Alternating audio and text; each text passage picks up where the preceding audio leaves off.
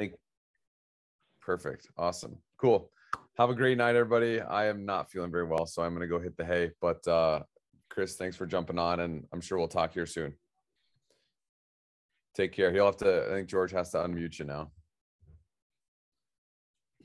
I don't know if I'm on there, but. There we go. Got it. Take care, everybody. Some rest. Feel better, Kris. Or Danny, sorry. It's all right. Yeah. All right. Well, guys, thanks for everyone for joining us tonight. We have a real special treat of having Kris Versteeg on the call. Kris played many years in the NHL and won 2 Stanley Cups with the Chicago Blackhawks. So, Kris, thanks for coming on. Thanks for having me. I'm excited to be here and talk with everyone. It looks like a lot of people showed up, so excited to talk. Definitely. So, our first guest was Ryder Rolston, who plays hockey at Notre Dame, and our first question we opened up with him is the same we're going to open up with you. Could you tell us about where you are from and the hockey culture, what it was like for where you were from? So I'm from Southern Alberta. That's Lethbridge, Alberta, to be exact. We're about 45 minutes, north of the Montana border. And it's a farm community. It's a great city to grow up, but it's a hockey city. So growing up from the age of 4 years old, my grandparents gave me a stick, skates, and it's kind of your I guess Canadian story. We're born with skates on, and I went through the ranks in Lethbridge, not always as a top player. I know when I got to Bantam, I was cut early on from the AAA team, so I had to go to AA. So it wasn't like I had a straight shot to the NHL either. I had to go through a lot of obstacles up and down. But growing up in Lethbridge, I think that kind of mindset of where I was from bled into, how I played hockey and how I carried myself. So I'm very proud of where I'm from, and it's kind of turned me out to who I am today. Yeah, for sure. Did you have anyone that you looked up to specifically that helped you along your hockey journey? Maybe someone in the pros, a family member, someone like that? Yeah, honestly, I didn't know anyone in the NHL. And it was a lot different back in the 90s. As you know, there wasn't really much access to information that you kids have now, right? If you want to go to Project Hockey, you can find how to train or meet pros or go on YouTube.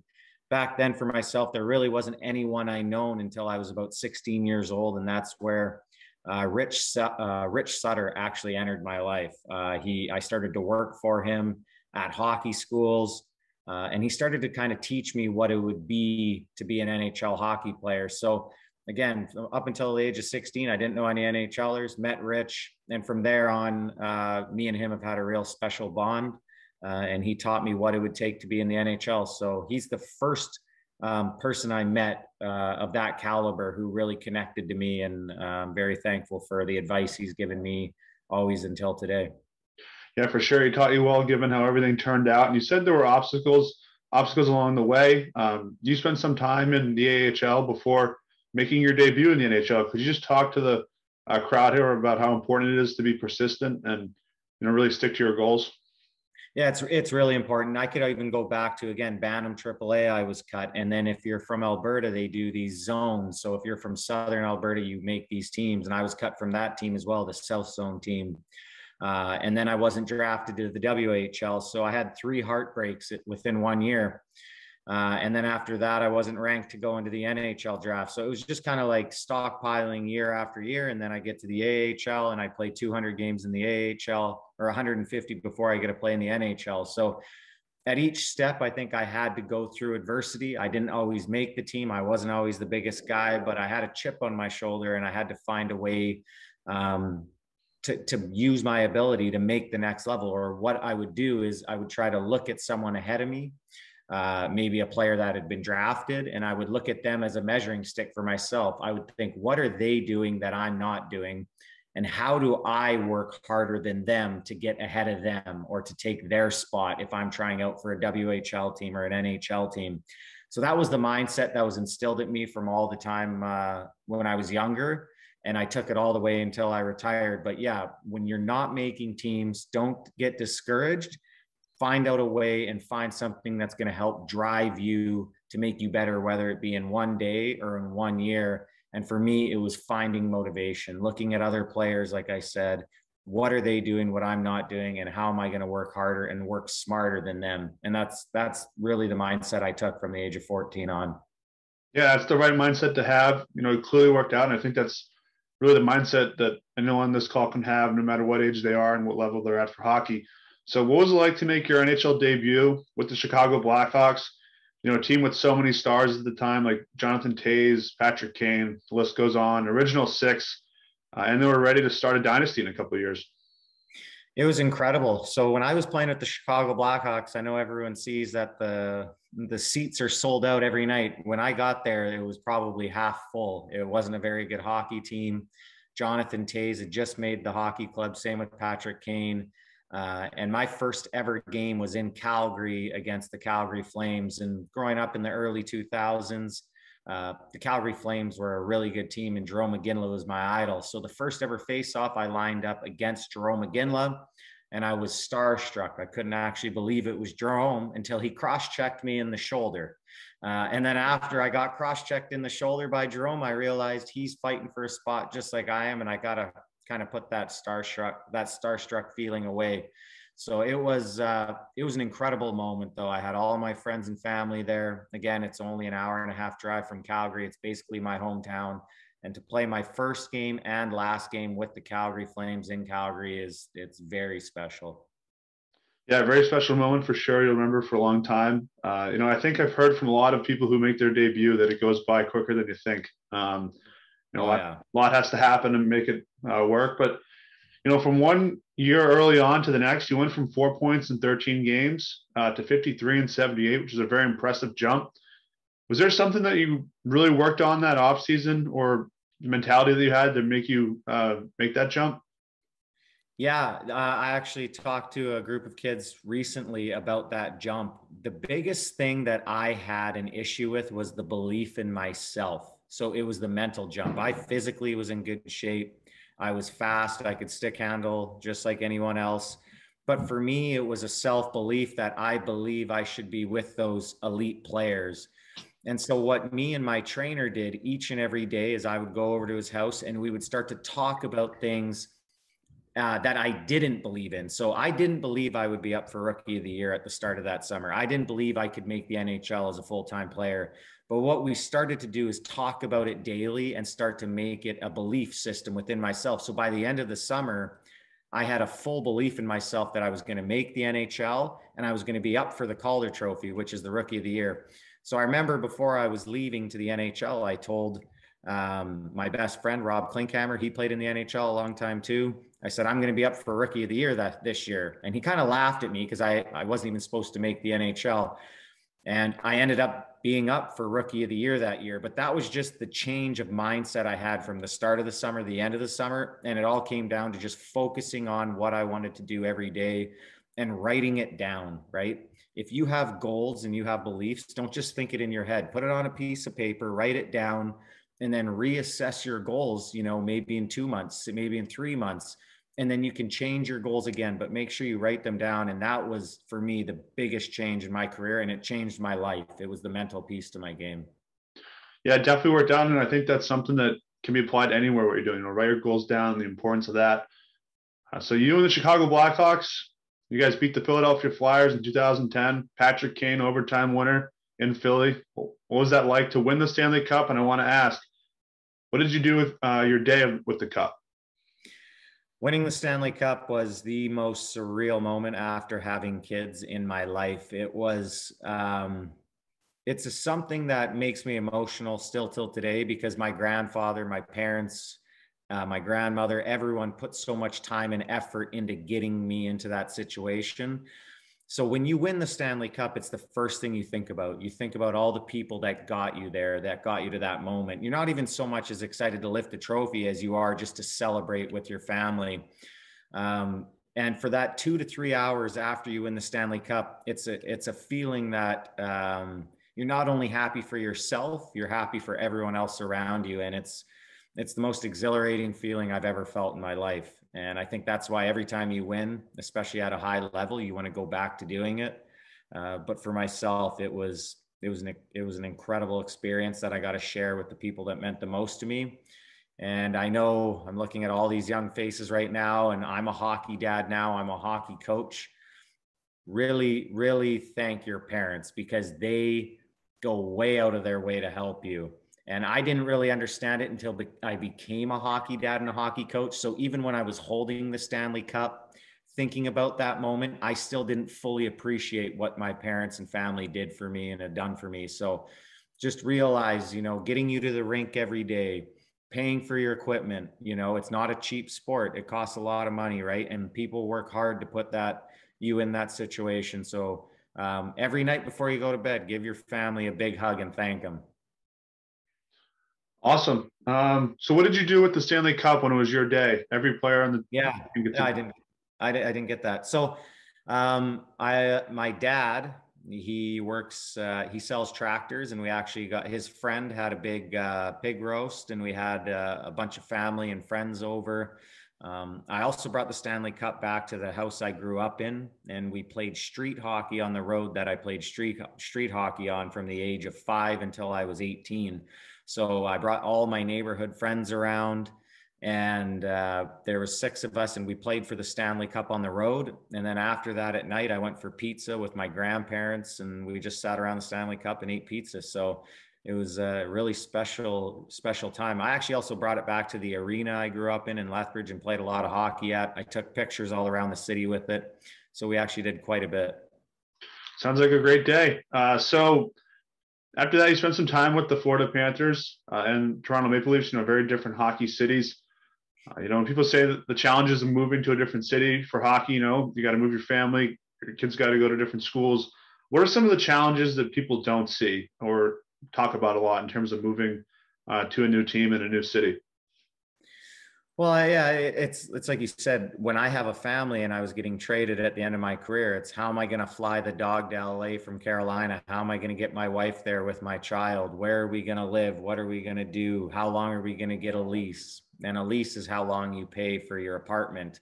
And it's not easy to get a short rental when you're in LA. So there's a lot of things that go into it. And then you have to get comfortable on the ice. I found this being the hardest part, especially being traded mid-season. I was a player that really relied on my instinctiveness and the way, making small plays throughout the game that added up to much bigger plays. And I thought at the trade deadline when I was traded, I wasn't able to make those small plays that made me really effective as a player because I wasn't comfortable on or off the ice. So it's a really hard thing to do, is to be expected to score goals and expected to produce early on after being traded, because there's just so much going on, especially off the ice. And again, on the ice, being accustomed to new players, a new system, and everything else. Yeah, for sure. And the next big chapter in your career, you win your second cup with the Chicago Blackhawks after returning to them. You guys beat the Tampa Bay Lightning, a franchise that's in a very similar position that you guys were in. I want to know, what's more challenging, winning the first one or winning the second one when you know what the first one entails? They're just different. I think winning the second one was harder just because of everything I'd went through. I had, between winning the Stanley Cup the first time and the second time, I had 4 major surgeries at that point. I hadn't been playing my best hockey. Mentally, I wasn't in a good place, but I found a way to, get to play in the finals and be a contributor, which really helped me at the end of the day. But winning the second one took a lot more of a toll on me mentally. Let's just say that. Okay, so after those 2 championships, you spent time with the Hurricanes and the Calgary Flames, that you said was a dream come true. When you go to teams like that after winning 2 Stanley Cups, how much does the team rely on you to kind of bring, like a winning culture to that franchise? Especially Carolina, they relied on it a lot at that time. If you watch a lot of hockey now, they had Elias Lindholm, Noah Hannafin, and a lot of young guys that needed guidance from older players. Eric Stahl was still there at that point. But after you win, that's generally how you become looked upon at the later stage of your careers. How do you show those young players how to win, how to be a pro, how to be confident in themselves, and how to deal with the ups and downs of a season? Because everyone here knows the season's like a roller coaster ride. Sometimes you feel great, sometimes you don't, but how do you manage that the best? And that as a veteran is what you need to instill in your team, right? And that's the biggest thing I think they would look upon us, or look upon myself at the end of my career, especially after we won. Yeah, and like you said, it was very important to close out in Calgary. So you spent a lot of time with different teams, different cities, different teammates, different rivalries, a lot of different experiences. I got to ask, from top to bottom, what was the best experience from a team in terms of coaching, strength and conditioning, traveling with the team, the fan reactions, just everything you can name that goes into playing hockey in a city? What do you think was the most unique experience, top to bottom, and the best experience? There is nothing like our Stanley Cup team in 2010. 2009 also, it was the first year we kind of got the life back in Chicago. We lost to the Detroit Red Wings in the Western Conference Finals, and then we won the Stanley Cup the next year in 2010. That year, we had arguably one of the best teams in the last 100 years. We had big guys, we had strong guys. We could, we were fast. We could play the game any way you wanted to. But the biggest thing, which I thought we had, was we were mentally strong, in the sense that we competed with each other every day in practice, but we competed on the ice. Like, if Patrick Sharp was out there and he didn't score, I wanted to be better than Patrick Sharp, or the next guy wanted to be better than the next guy. So what we did is we had this level of competition within the team that made us better. We didn't get jealous about it, because we cared sincerely about each other, but we're all comfortable knowing that, hey, if we want to win a Stanley Cup, we got to push each other to our limits. And that team, from being, as close as we were to how the city, wrapped themselves around us, was the best experience of my life. We had 2.5 million people at the parade. Everywhere we went, there was thousands of people in the streets. Even if we didn't win, it was the best experience. I really can't even put it into words how amazing those couple of years were. Yeah, for sure. Sounds like it. I totally agree. That's going to be the dynasty I grew up watching. It's just even more special to have you on a call with us. So my last question before we get to the crowd questions. You've developed sort of an app with your own time since you've retired from the NHL that I think this crowd would like to hear. Could you just elaborate on it? Yeah, so it's a free youth sport app. And the reason I built it is because I wanted a youth sport coach or a parent to be able to take clips and to share them to family. And what we've done is, oh, my grandpa's calling, sorry. And what we've done is we've built an app that it's an easier way to film your athletes. So basically it's called fly editing. You can hold the camera up as long as you want within the app. And only when your kid does something you want to save do you tap the K button, and it saves the last 15 seconds and deletes everything else. And then as a coach, you can pull it up and you can draw on it. You can talk over the clip, even as a parent, and you can send the clips within the app or out of the app. So basically, I just wanted to give back to the youth community, the youth sporting app. So go on the App Store. It's KLEVR.ai. It's a free app. You can also find other athletes on the app. You can find their highlights. You can reach out and find other coaches, third-party coaches. It's really cool. And it's a really slick way to take video and share video. Yeah, definitely. It sounds great. For those listening on the call, they can find it on your social media page, correct? Yeah, and I could even put there's also the link I can put in the down here, the Clever store link, or you can just put the Clever KLEVR.ai in the chat, and you can go to the Apple link right from our website. Again, it's a free app. You can store your video, send it to coaches. You can create highlight films. You can merge videos together. It's just a super slick way to use it, and and share with family and friends. And also, again, for parents, I thought it's been a real cool way to see parents, how they can draw on videos and show kids really soon after their clips, show them what they can do better. And also, send it out for advice from other coaches where they can actually draw on the clips and send it back to the parents to show, hey, maybe we could get better at this, or your shot or something. So it's a real cool tool, I think, especially for the youth market. Yeah, for sure. It seems like it has everything that everyone in the crowd could need. So guys, I'm going to open up the chat to about 4 or 5 questions for Kris. So fire away. I'll take a look and we'll get going. I see one of my athletes there, Nolan Long. Hey, Nolan. That's awesome. How was your fight against Ovi? Okay, that's a question I want to know because he's my favorite hockey player. I got the jersey. Yeah. Well, right before the fight, he hit me from behind about 3 feet from the boards, and it fractured my sternum, or kind of like, or the cartilage under my sternum. And I remember I got up and I was winded and I couldn't breathe. And I'm only 5'10" at that time, about 185 pounds, and Ovi's about 6'2", 6'3", 220 maybe. And I went and I grabbed onto him and I started throwing, and he basically picked me up and threw me around like I play with my kids. So it didn't, I don't think it really went bad for me, thank goodness, because I'm sure if he wanted to, it wouldn't have been pretty. Let's see if we got more questions. Okay, what do you eat before games? Because this is going to be really important for everybody in all sports also. Yeah, so every game I would have chicken. I would have chicken thighs. Generally, it's dark meat I would have for the fats in the meat. I would have half an avocado.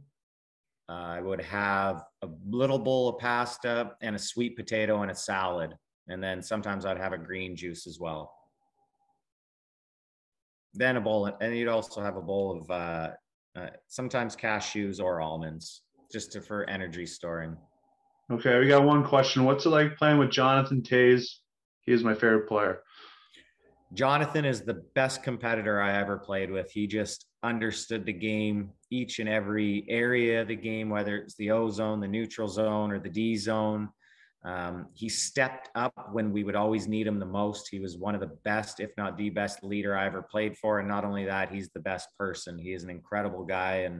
And I love Jonathan, and I owe him a lot. He's helped me, he's helped me win a couple Stanley Cups, and I'm very grateful to Jonathan. That's a good answer. I think I saw another right after this.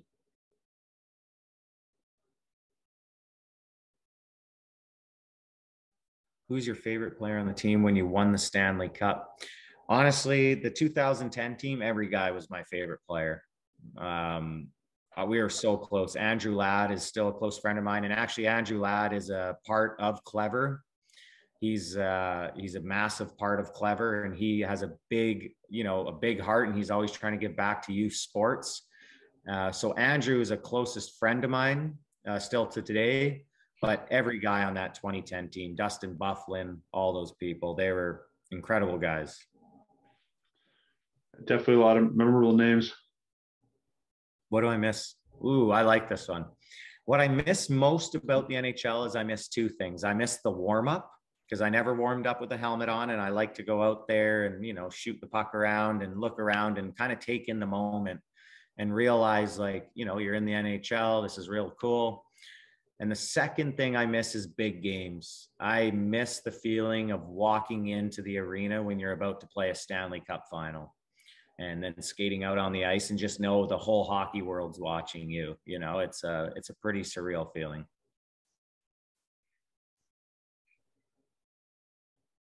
Hi, Nolan.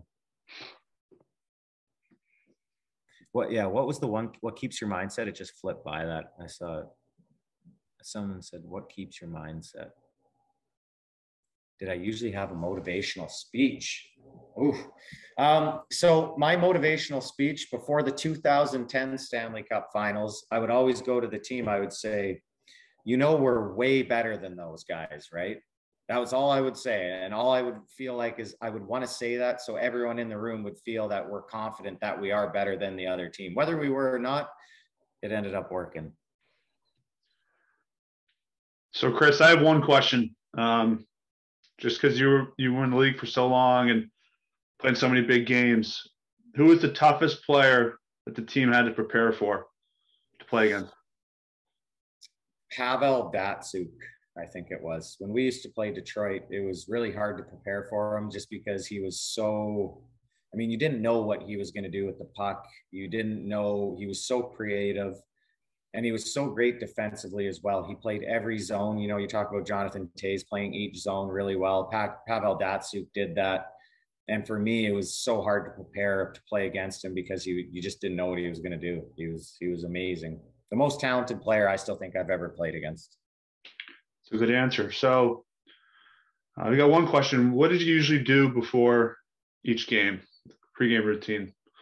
Pre-game routine. So I would get there. I would tape my sticks right when I I would have a shower. I always had a hot shower right when I got there, loosen up, have a little bit of a hot tub, probably between 2 and 3 minutes just to loosen up. I would then go tape my sticks. I would then go have an energy bar and a banana. And usually about at the 33-minute mark, that's where I'd start getting dressed because you'd have to warm up around the 20-minute mark. I'd get dressed. I'd have my wrists taped at the 20-minute mark because I had bad wrists. So from the age of 19 on, I had to tape both wrists. And then I would come back in, get the rest of my gear on, and head out to play. What was the curve on your stick? I had 2 different curves in my NHL career. First half of my career, I had my own custom curve with a toe. It kind of looked a little like Ryan O'Reilly's. And then the second half of my career, I had another kind of custom curve. I don't know what it's called, but I think Joachim Nordstrom, and he still uses it, but he's not in the league. So I don't know. I don't even know if you could find it anymore, the curve. Okay, this is going to be the last question from the crowd. What was it like scoring your first NHL goal? Yeah, it was in Phoenix, Arizona. I scored it. I shot it off of Keith Ballard's backside and in the net. I actually missed the net and it went off of him and in the net. And it was, again, kind of like that moment I talked about with, Jerome McGinley in my first game. It's just an incredible moment. You don't really realize what you've done. And then after the game, you can kind of sit back and say, hey, I scored a goal in the NHL. It was a real cool time. Yeah, for sure. So obviously that's going to be our last questions. We just want to ask you if you have any ending remarks to our crowd, just on how to go from here with their hockey journey. Again, I think the biggest thing I could always touch on is just adversity. Understand adversity is going to be there. It's how you work through it. That's the biggest thing that I think I understood as a young person is I wanted to challenge myself. I wanted to know what other players were doing that I wasn't doing, and I wanted to be better than them. And don't be scared to think like that, right? Don't be scared to think that you want to be the best you can be. And for myself, that's just how I thought. I wanted to be the best player possible. I wanted to, find ways to do it. And then again, think about your goals, write them down, and start to create a belief in yourself that you can execute those goals. That means that you can go through and actually think about a goal and then make that goal happen. And so a lot of what I've kind of just basically told you, sorry, that's my ice over there. What I've told you is work on your mental game. The physical attributes are great, but the mental game is what will set you apart from the rest of the world. Yep, that's definitely some great advice. Kris, we really appreciate you taking the time out of your day to come on the call with us. Guys, please download his app if you haven't been on it already. I know some people already are. And also get going on Project Hockey. In terms of our next guest, it should be announced soon. We have a general idea of who it might be, but just stay tuned. But Kris, thanks again. Yeah, thanks for having me. And again, anything with Clever, again, KLEVR.ai, free app. If you're on the app and you start using it and you have feedback, please reach out to us. I hope you enjoy it, and there's a lot of cool features with it. So good luck to everyone this season. Thanks for coming on, and I'm rooting you all on. Awesome. Thanks, guys.